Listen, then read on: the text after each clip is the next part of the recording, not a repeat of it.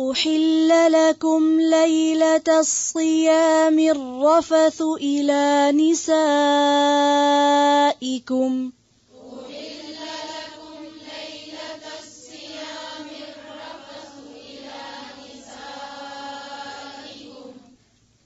أحل لكم ليلة الصيام الرفث إلى نسائكم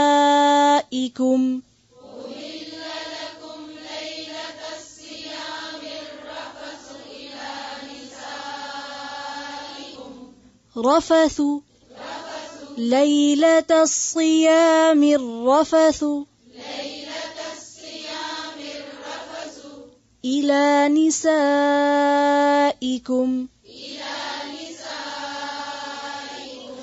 هن لباس لكم وأنتم لباس لهن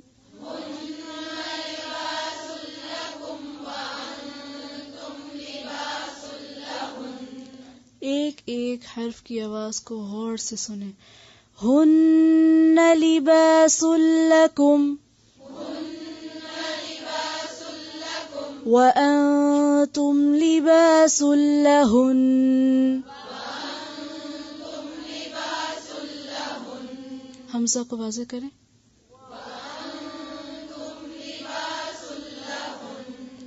علم اللہ انکم کنتم تختانون انفسکم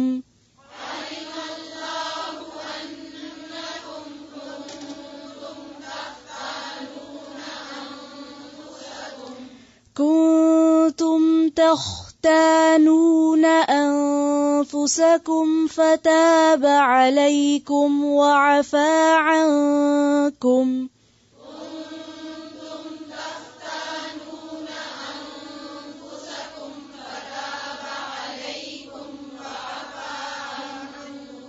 وعفى عنكم فالآن باشروهن وابتغوا ما كتب الله لكم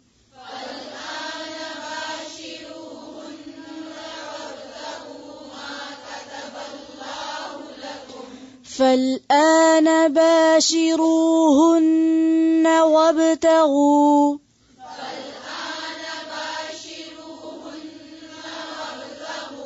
ہن اس کو ہن نہیں پڑھیں پھر سے فالآن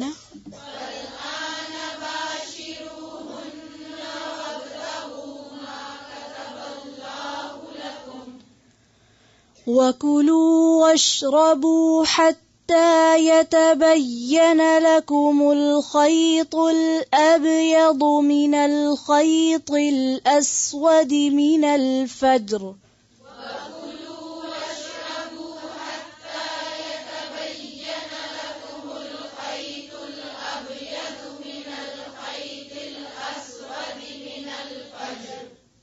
فجر حتى يتبين لكم الخيط الأبيض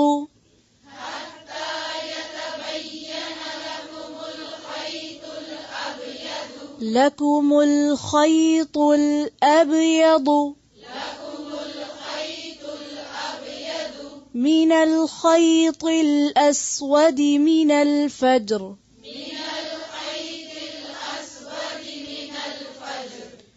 من الخيط الأسود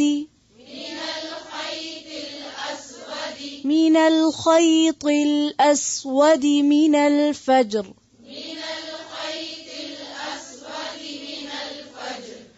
ثم أتموا الصيام إلى الليل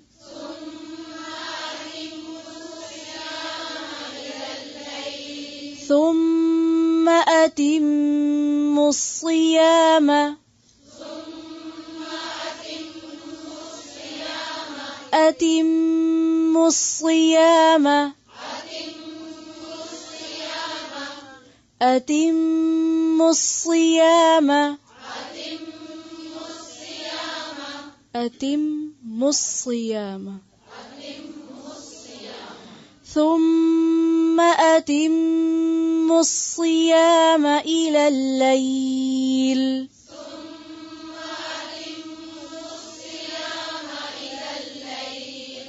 غور سے سنیں اور دھیان سے پڑھیں. ثم أتموا الصيام إلى الليل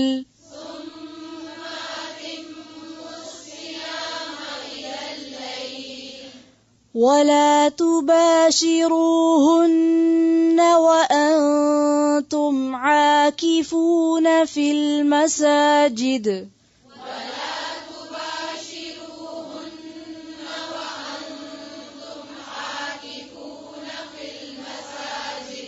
پھر سے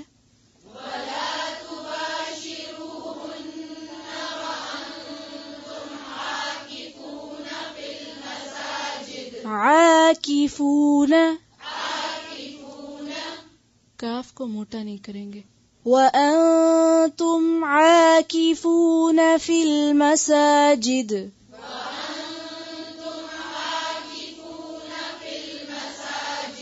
پھر سے سب پڑھیں.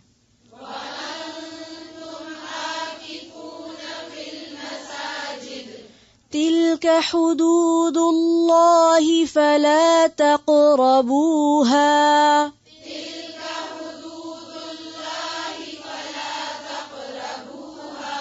حدود اللہ حدود اللہ نہیں ہے. تلک حدود اللہ فلا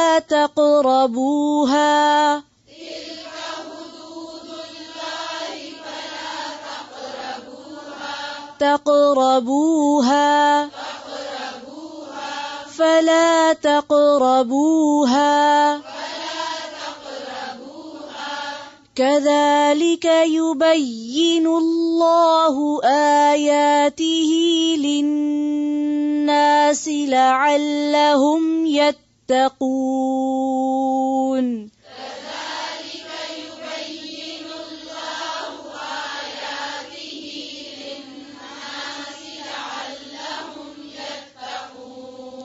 سب اونچی آواز سے پڑھ رہے ہیں.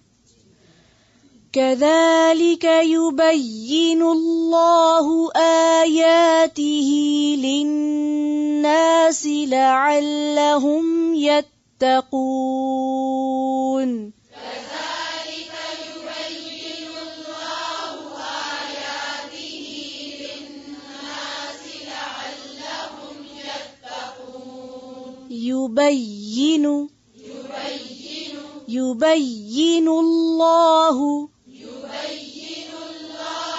يبين الله پھر سے كذلك يبين الله آياته للناس لعلهم يتقون. احل لکم تمہارے لیے حلال کر دیا گیا ہے لام کیا لیلۃ الصیام روزے کی راتوں میں الرفث جو ہے شوہر اور بیوی کے جو خصوصی تعلقات ہیں ان کے سارے مراحل کو کور کرتا ہے، گفتگو سے لے کر جسمانی تعلق تک. رفث کا ویسے لفظی معنی ہوتا ہے بے حجاب ہونا، بے پردہ ہونا. شوہر اور بیوی ایک دوسرے کا لباس ہے نا، تو لباس اور جسم میں کوئی پردہ نہیں ہوتا. تو اسی طرح شوہر اور بیوی دونوں ایک دوسرے سے ہر قسم کی بات کر سکتے ہیں. تو یہاں رفث میں یہی چیز آتی ہے، یعنی گفتگو سے لے کر تمام مراحل تک کو کور کرتا ہے. یہ لفظ بہت وسیع ہے، اردو میں کوئی لفظ اس کا ترجمہ صحیح نہیں کرتا، صرف ایک لفظ سے ترجمہ نہیں ہوتا اس کا. تو حلال کیا گیا تمہارے لیے رمضان کی راتوں میں، یہ روزے کی راتوں میں رفث یعنی جنسی گفتگو بھی اور جسمانی تعلق بھی، دونوں چیزیں. الا نسائکم طرف تمہاری عورتوں کی، یعنی بیوی مراد ہے یہاں. ہن وہ لباس ہیں لکم تمہارے لیے، وانتم اور تم لباس ہو لہن ان کے لیے. علم اللہ نے جان لیا، اللہ کو پتا ہے. انکم بے شک تم کنتم تھے تم تختانون تختانون کا لفظ یہ خیانت سے نکلا ہے، خیوانون. انفسکم اپنے آپ سے، یعنی خود سے خیانت کر رہے تھے، خود کے چور تھے، گلٹی تھے مراد. یعنی جب انسان غلط کام کرتا ہے تو اس کو پتا ہوتا ہے کہ وہ غلط کر رہا ہے. تو یہ نفس کی خیانت یہی چیز ہے، اپنے آپ سے خیانت. خیوانون انفسکم فتاب علیکم، تو وہ مہربان ہوا تم پر. وعفا عنکم، اور اس نے تم سے مٹا دیا، درگزر کیا. این فی واو. فالآن، تو اب. باشروہن، باشروہن کا لفظ جو ہے نا بے شین رے سے ہے، بشر. بشر کو بشر کیوں کہا جاتا ہے؟ سکن کی وجہ سے. تو سکن کے ساتھ سکن کا ٹچ کرنا جو ہے یہ مباشرت کہلاتا ہے. اور یہاں مراد پھر وہی جسمانی تعلق ہے. وابتغوا، اور تلاش کرو. وابتغوا کا روٹ کیا ہوگا؟ بے غین یہ بغی. بغی کا کیا معنی ہوتا ہے؟ چاہنا، تلاش کرنا، یعنی حاصل کرو مراد ہے. ما کتب اللہ، جو لکھا اللہ نے، لکم تمہارے لیے. کیا؟ یعنی لطف اور اولاد دونوں. وکلو، اور کھاؤ. وشربو، اور پیو. حتی، یہاں تک کہ یتبین، واضح ہو جائے. بیان سے، بینات اور سب اسی روٹ سے. لکم تمہارے لیے. الخیط، دھاگا. عربی میں خیط دھاگے کو بھی کہتے ہیں اور رنگ کے لیے بھی استعمال ہوتا ہے، رنگ، لون. اور یہاں مراد صبح ہے، صبح کی روشنی. الابید، سفید. الخیط الابید سے مراد کیا ہے؟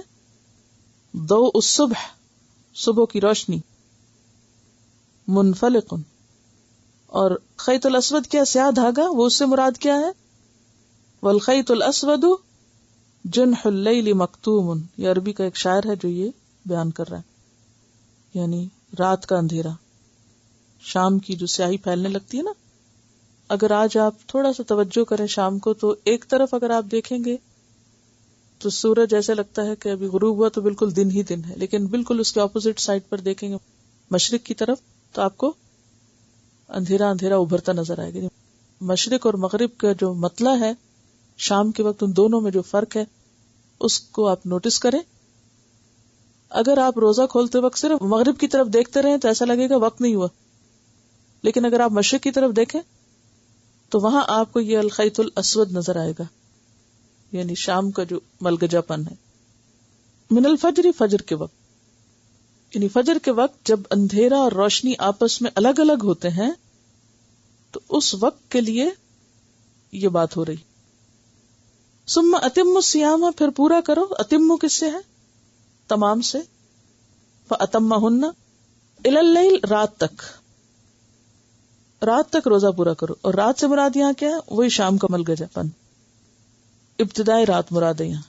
الی اللیل ہے، یعنی جو ہی رات کا آغاز ہو، سورج غروب ہو جائے فوراً. ولا تباشروہن، اور نہ تم مباشرت کرو ان سے. وانتم، اور تم عاکفون. عاکفون کا روٹ جو ہے عین کافے ہے.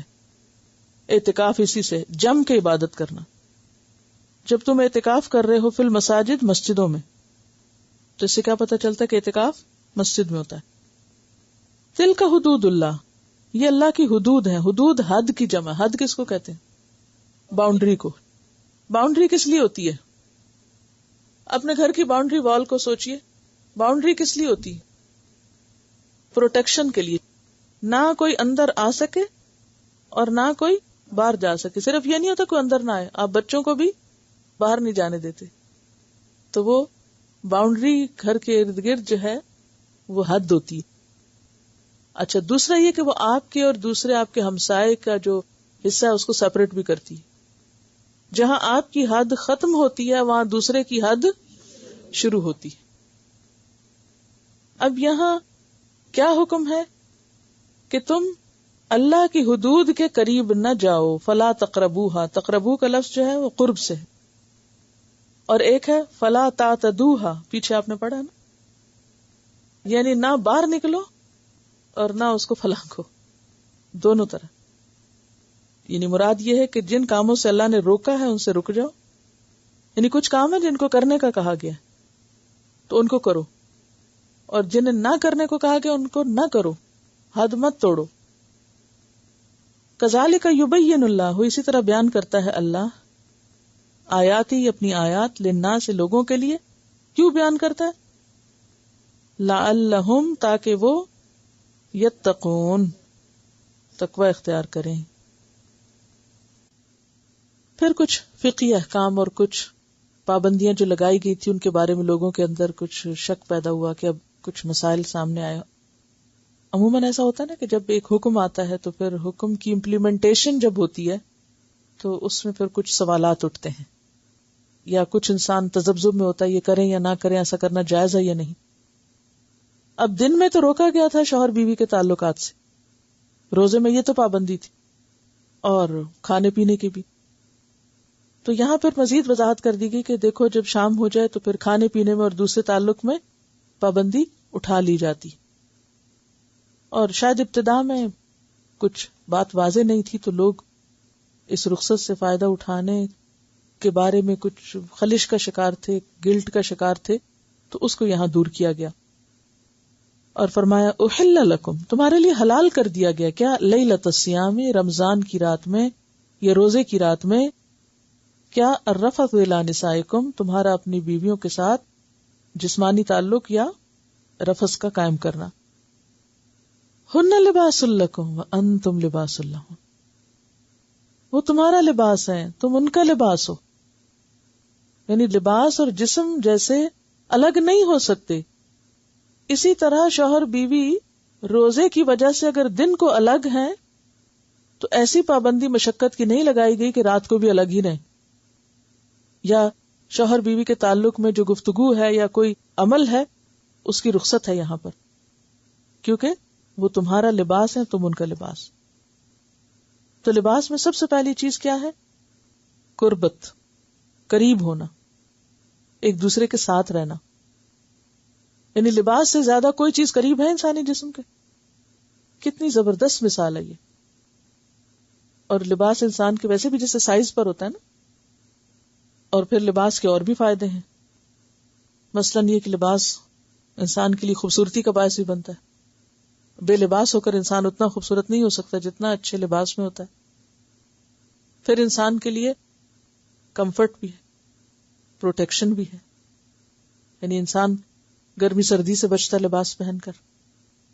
پھر انسان کے لیے پردہ پوش بھی ہے، اس کی حیا کا تحفظ کرنے والا بھی ہے. تو یہاں پر یہ فرمایا کہ شوہر اور بیوی ایک دوسرے کے لیے لباس ہیں.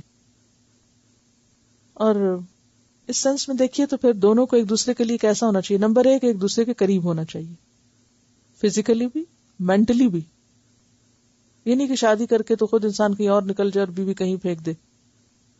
فزیکلی بھی قریب رہنا چاہیے. نمبر 2، مینٹلی بھی ایک دوسرے کے ساتھ ہم آہنگی ہونی چاہیے اور اسے کوشش سے پیدا کرنا چاہیے. یعنی دونوں کی بیک گراؤنڈ چونکہ فرق ہوتی ہے، گھرانے فرق ہوتے ہیں، کیونکہ ایک گھر میں تو شادی نہیں ہو سکتی نا، چاہے چچا کے بیٹے ہوں یا خالہ کے یا کوئی بھی، تو پھر بھی اپنی اپنی اٹھان ہوتی ہے نا. تو جب دو لوگ اکٹھے ہوتے ہیں تو ان کی سوچ میں لازماً فرق ہوتا ہے، ویسے بھی بحیثیت انسان فرق ہوتا ہے. تو یہ انڈرسٹینڈنگ پیدا کرنی پڑتی ہے، اس کے لیے انسان کو ایفرٹ کرنی پڑتی ہے، اور اس کے لیے انسان کو صرف دوسرے پہ نہیں ڈال دینا چاہیے کہ وہ آگے بڑھے. دونوں کو ایک دوسرے کی طرف بڑھنے کی ضرورت ہوتی ہے. اسی لیے فرمایا ہن لباس لکم انتم لباس لہن، دونوں ایک دوسرے کے لیے برابر کا درجہ رکھتے ہو. یہ ہے ایک طرح سے حق جو اسلام نے عورت کو دیا، کہ اس کا درجہ کم نہیں کیا. اگر عورت کو مرد کا لباس کہا گیا تو مرد کو بھی عورت کا لباس کہا گیا. اس سے زیادہ مساوات کیا ہوگی؟ ایکول رائٹس کا اس سے بڑا پیغام کیا ہوگا؟ بہرحال اب آپ دیکھیں کہ اس سے یہ بھی حکم نکلتا ہے پھر کہ ایک دوسرے کے عیب چھپانے چاہیے، ایک دوسرے کی غلطیوں کے اوپر پردہ ڈالنا چاہیے، ایک دوسرے کی اچھی تصویر پیش کرنی چاہیے. عام طور پہ فسادات کہاں سے ہوتے ہیں؟ جب مثلا لڑکی شوہر کی باتیں اپنے ماں باپ کو بتانے لگے، یا لڑکا بیوی کی باتیں اپنے ماں باپ سے ڈسکس کرنے لگے، یا پھر دوستوں سے، یا پھر اور لوگوں سے. جو ہی معاملہ کھل کے باہر نکلتا ہے تو اس سے نقصان ہوتا ہے. کوشش یہی کرنی چاہیے کہ میکسیمم آپس میں ہی ایک دوسرے کے ساتھ ایک دوسرے کی غلطیوں کے اوپر پردہ ڈالیں اور ایک دوسرے سے انڈرسٹینڈنگ ڈیولپ کریں اور اس میں کوشش کریں. یہ وہ چیز ہے جو کوشش کرنے سے پیدا ہوتی ہے. عموماً کیا ہوتا ہے، انسان شادی کرتا ہے، بڑے حسین خیالات ہوتے ہیں، بڑے ایک آئیڈیل اور ایک بہت ایک ایموشنل اسٹیٹ میں وہ ایکسپٹ کرتا ہے ان ساری چیزوں کو، سمجھتا ہے یہ زندگی شاید پھولوں کی سیج ہے اور سب بنا بنایا مل جائے گا اور یہ تعلقات شاید ان جذبات کی بنیاد پر پختہ ہو جائیں گے. نہیں، محض جذبات کی بنیاد پہ تعلقات نہیں پختہ ہو سکتے. ان کو کوشش، خدمت، محنت اور آگے بڑھ کے پختہ کرنا پڑتا ہے. اور ہر ایک دوسرے سے صرف ایکسپیکٹ نہ کرے بلکہ ہر ایک اپنے پارٹ پر آگے بڑھے. کیونکہ اگر بیوی یہ کہے کہ نہیں شوہر کو ہی سب کچھ کرنا چاہیے قربانی، تو یہ غلط ہے. یا شوہر یہ کہے کہ بیوی آگے بڑھے، نہیں.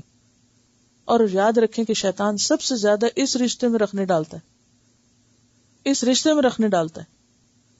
کیونکہ حدیث میں آتا ہے نا، ابلیس اپنا روز لگاتا ہے دربار پانی پہ اور لوگوں سے کارنامے پوچھتا ہے کیا کیا خرابیاں کر کے آئے ہو، اور اس کے سر پہ تاج رکھتا ہے جو میاں بیوی کو لڑا کے آئے. اور اسی لیے آپ دیکھیں کہ سب سے زیادہ لڑائیاں بھی ان دونوں میں ہوتی ہیں. تو بہرحال ہن لباس لکم وانتم لباس لہن، تم ان کا لباس ہو، وہ تمہارا لباس. اور کیونکہ جو جس کے جتنا قریب ہوتا ہے اس میں کھٹ پٹ بھی اتنی چلتی ہے عام طور پر، اور وہ اٹس نارمل، اس کو کوئی بہت ایشو نہیں بنا لینا چاہیے. یعنی دس از پارٹ آف لائف. کیونکہ اللہ تعالیٰ نے ایک دوسرے میں خوشی بھی رکھی ہے، سکون بھی رکھا ہے. ایک دوسرے کے راز شیئر کرتے ہیں.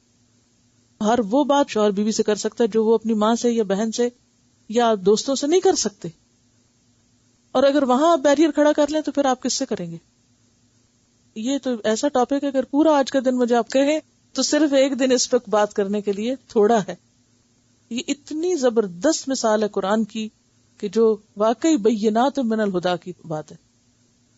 علم اللہ انکم کنتم تختانون انفسکم، اللہ کو پتا ہے کہ تم اپنے نفسوں سے خیانت کر رہے تھے. یعنی حکم واضح نہیں تھا، تم شک میں تھے، پتہ نہیں رات کو بھی تعلق جائز ہے یا نہیں، کوئی بات کر سکتے ہیں یا نہیں. فتاب علیکم، تو وہ تم پر مہربان ہوا.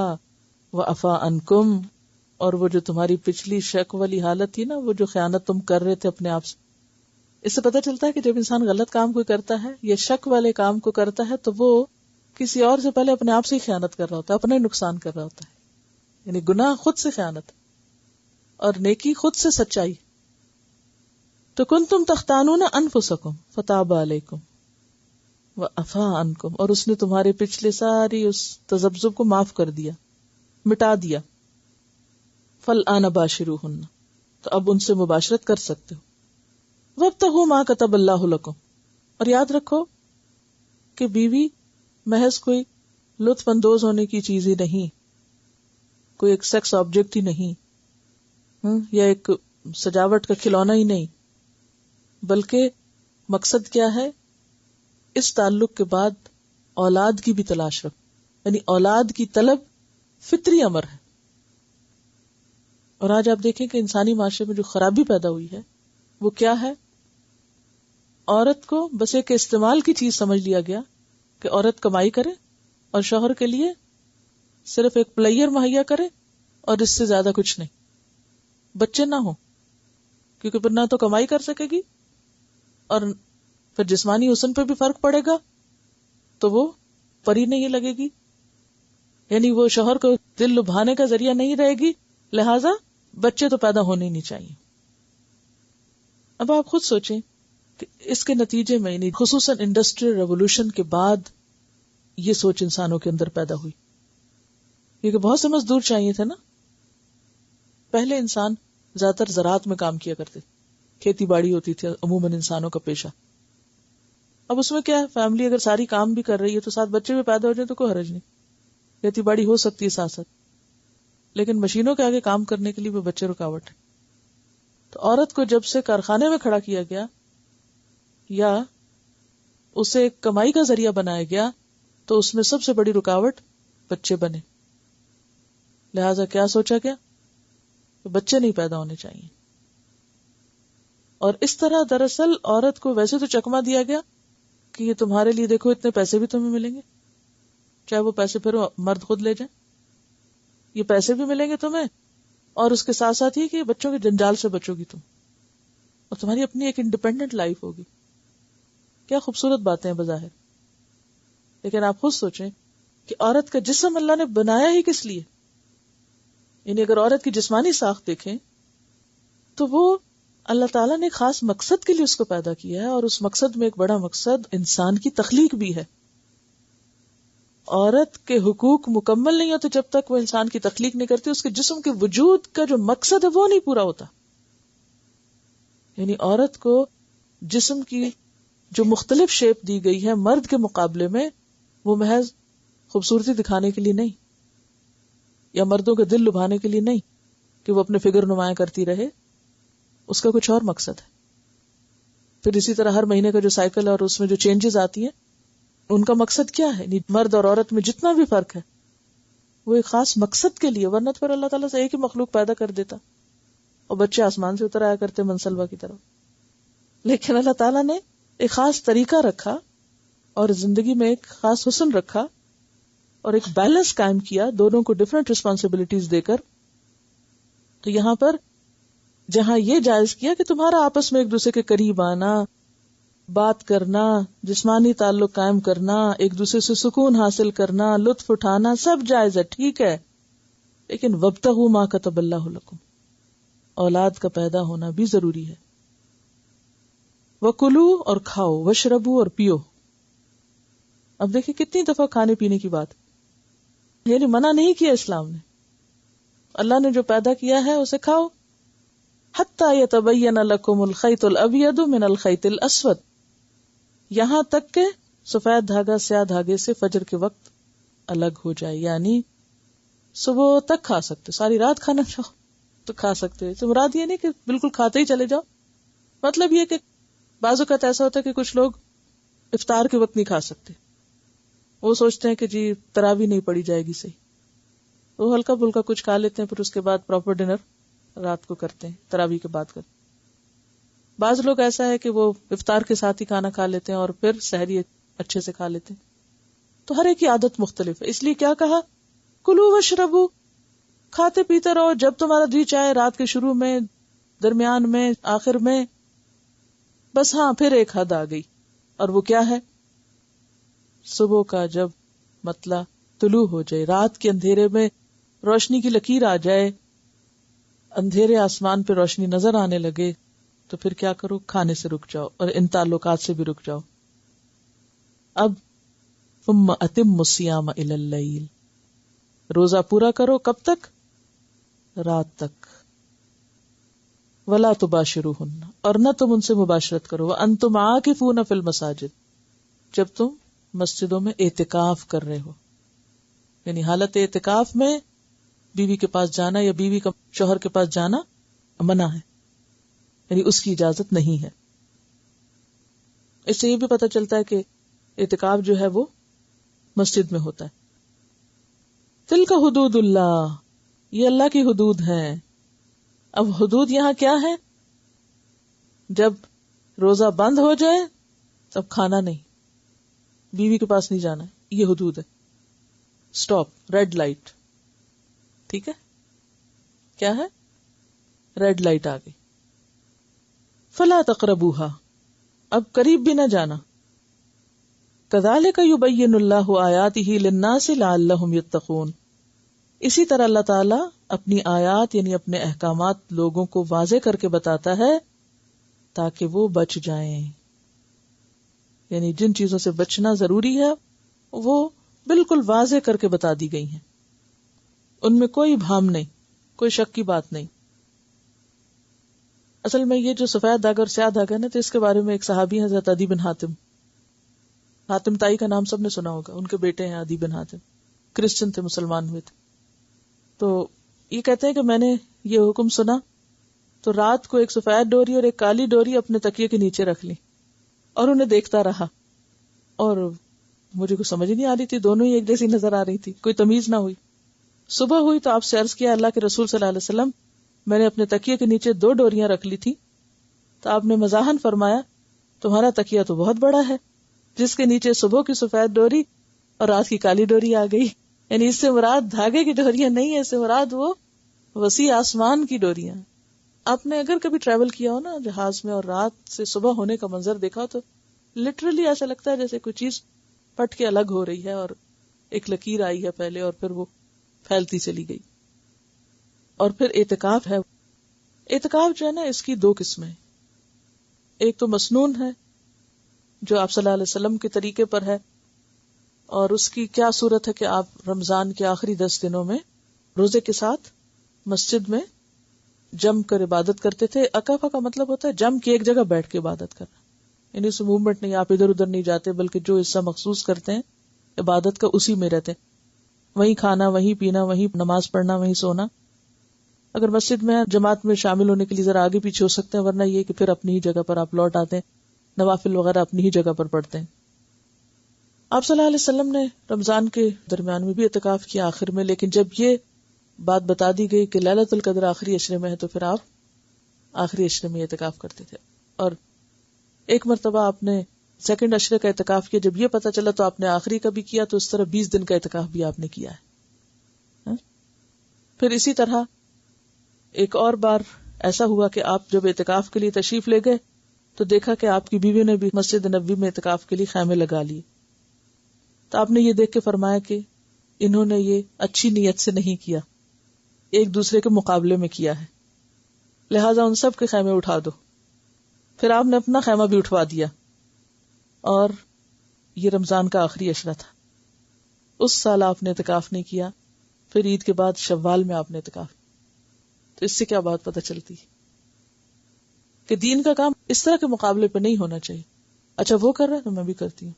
نہیں، آپ کی اپنی ایک سوچ ہونی چاہیے اور آپ کو خود فیصلہ کرنا چاہیے کہ یہ اچھا کام ہے اس لیے مجھے کرنا ہے. بعض اوقات صرف مقابلے پہ لوگ کہتے ہیں جب وہ پڑھا ہے میں بھی پڑھ کے دکھاؤں گی. نہیں، ہمیں یہ نہیں کرنا. اچھا فلاں نے سینٹر کھول لیا میں بھی کھول کے دکھاؤں گی، فلاں نے یہ کام کر لیا تو میں بھی کر کے. نہیں، یہ نیتیں جو کام کرنے کی یہ درست نہیں. جو اللہ نے ہمیں حکم دیا اچھا کام کرنے کا وہ کرو. کسی کی نکالی کرنا اور کسی کے مقابلے میں کام کرنا یہ تو نیت ہی خراب ہے. یا کسی کو نیچا دکھانے کے لیے یا کسی کو نقصان پہنچانے کے لیے. وہ اس نے کام کیا نا، اس نے وہاں دکان کھولی، میں اس کے سامنے کھولوں گا پھر دیکھنا اس کی بکری کیسے ہوتی ہے. بھی آپ 100 دکانیں کھولیں کوئی منع نہیں، مگر اگر آپ نے کسی کو نقصان پہنچانے کے لیے کچھ کھولا ہے تو وہاں پکڑ ہو جائے گی. یعنی ایک مومن کی یہ شان نہیں کہ وہ کسی دوسرے مومن کو ظاہر میں یا نیت میں اس کے خلاف بغض رکھ کے اسے کوئی نقصان دے. کیونکہ دین کیا ہے؟ دین النصیحہ، دین خیرخواہی کا نام ہے. دوسروں کے لیے بھلا سوچیں ہمیشہ. اگر دوسروں کے لیے بھلا سوچیں گے تو وہ بھلا آپ پر پلٹے گا، اس کا فائدہ آپ کو ہوگا.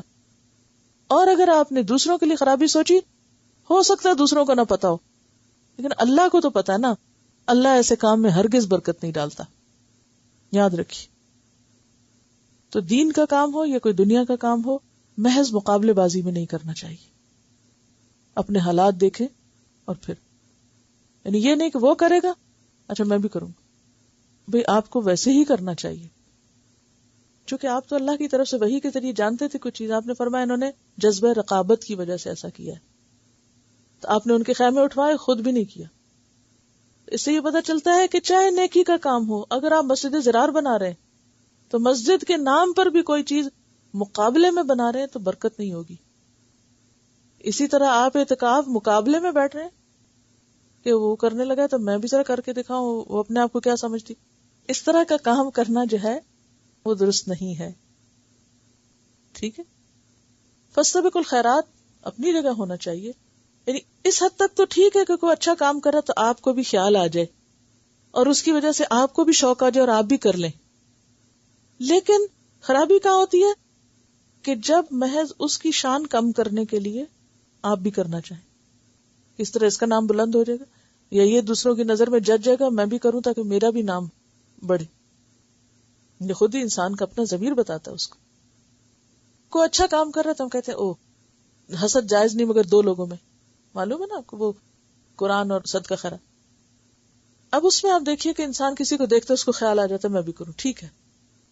لیکن فوراً اپنی نیت درست کر کے یہ سوچنا چاہیے کہ مجھے یہ کام اللہ کے لیے کرنا ہے، کسی کو لیٹ ڈاؤن کرنے کے لیے نہیں. آپ اپنے لیے جتنا بھی کریں. دیکھیں نا، مثلاً آپ کو یہ ہوتا ہے اگر فلاں نے یہ کام کر لیا اس کا تو بڑا نام روشن ہو جائے گا. اب شیطان آ جاتا ہے یہاں. شیطان کیا کہتا ہے؟ یا تو اس کو یہ کام کرنے نہ دو کیونکہ یہ مجھ سے آگے نکل جائے گا، یہ تو آگے چلا جائے گا، اس کا نام اونچا ہو جائے گا. یا یہ ہے کہ پھر مجھے اس سے آگے بڑھ کے کرنا ہے تاکہ میرا نام اس سے زیادہ آگے بلند ہو. اب یہ نیت خراب ہے. یعنی جہاں تک اس بات کا تعلق ہے کہ وہ کر رہا ہے اور آپ بھی کریں تو بہت اچھا. اس نے اتنا کیا، آپ اس سے آگے جا کے کریں، بہت اچھا. لیکن اگر آپ اس لیے کر رہے ہیں تاکہ وہ پیچھے رہ جائے یا اس کی شان ختم ہو جائے اور آپ کی شان بڑھ جائے، ایسا مقابلہ بازی درست نہیں.